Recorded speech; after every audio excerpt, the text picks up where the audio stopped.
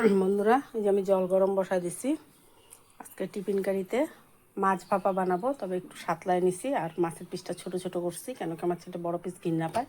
যদি বাইচান্স খায়, রুই মাছের পেটি আছে, পেটিটা কোনো সময় খায়। তা সজনা ডাঁটা ছিল আর এই যে বাদামি আলু ছিল, আমি এগুলির একটু সাতলায় নিছি, মাছটাও সাতলায় নিছি। তা আমি টিফিন কারি দিয়ে বানাবো। এই যে লঙ্কা বাটা সর্ষা বাটা হয়ে গেছে। এখন এখানে দিব আমি হলুদ, কেন কি সব কিছুতে হলুদ লবণ দেওয়া আছে। আমি তা হলুদটা দিলাম একটু আন্দাজ মতন, দিয়ে দিব লবণ। লবণটাও বেশি দিব না, দিয়ে দিব এই যে হেলিকপ্টার কাঁচা সরষের তেল। গন্ধরাজ লেবুর পাতা দিয়ে বানাবো গন্ধরাজ মাছ ভাপা। তো লেবুটা দিব না, লেবু দিলে টক হবে, ছেলে খাবে না। তাই যে এটা আমি মাইখে নিই। এখন এখানে আমি দিব এই যে আলু,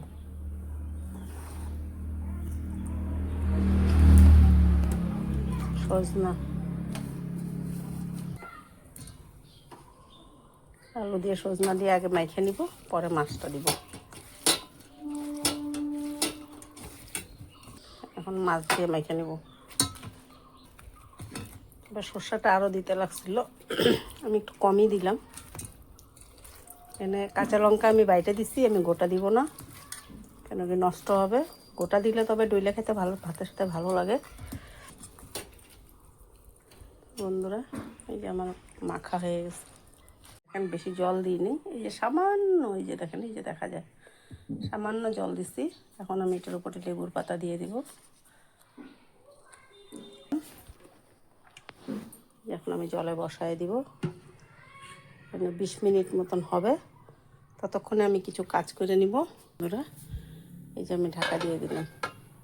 তো এটা 20 মিনিট আস্তে আস্তে, প্রথমে আমি অনেক জাল দিলাম, পরে আমি আস্তে আস্তে জাল দিব। 20 মিনিট হবে। আর মাছটা আরও এগুলি ভাজে নিলাম, কেন সজনা ডাঁটাগুলি, কেন কি ভালো মতন যদি সিদ্ধ না হয়, সিদ্ধ হওয়ার জন্য। আর মাছটা একটু সাঁতলে নিলাম ছেলের জন্য, এটা কাঁচা মাছ। বন্ধুরা, এই যে মাছ ভাপা হয়ে গেছে, এই লেবুর পাতাগুলি ফালাই দিব।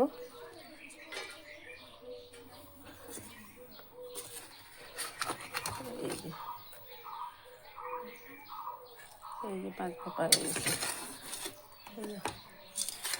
দিয়া বাদামি আলু দিয়ে মাছ ভাপা কেমন হলো। তো বন্ধুরা, তেল এই যে, আর সর্ষাটা তো আমি একটু কমই দিছি, জলটাও কম দিছি, রস করি নাই, তবে ঝোল ঝোল করি নাই, শুকনা। আজকে এই রুই মাছের গন্ধরাজ সর্ষা বাটা দিয়ে ভাপা কেমন হলো আমাকে কমেন্টে জানাবেন বন্ধুরা। তো আজকে দুপুরে আমি এতটুকুই রাখি। Bye bye.